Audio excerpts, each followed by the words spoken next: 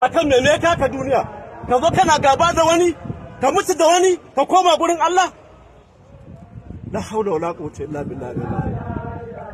Lokaci ne na gudu da imani, lokaci ne da ya kamata mu gudu da imani, lokaci ne da ya kamata mu gudu da imani.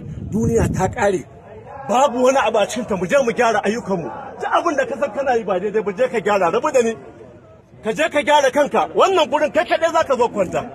Babanka ya mutu, kakanka ya mutu, innaka ta mutu, mahaifiyarka ta mutu, ɗanka ya mutu, kai kanka kana nan tafe, maƙocinka ya mutu, kai ne ba za ka taɓa ba an maka jinkiri ba ne.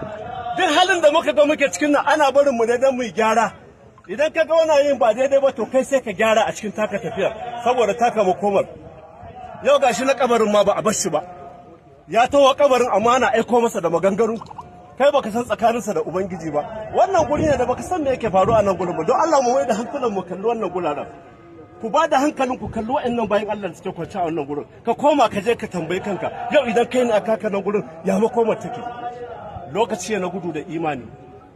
Mu yi kokari mu gudu da imaninmu. Mu yi kokari mu gudu da imaninmu. Mu yi kokari mu gudu da imani.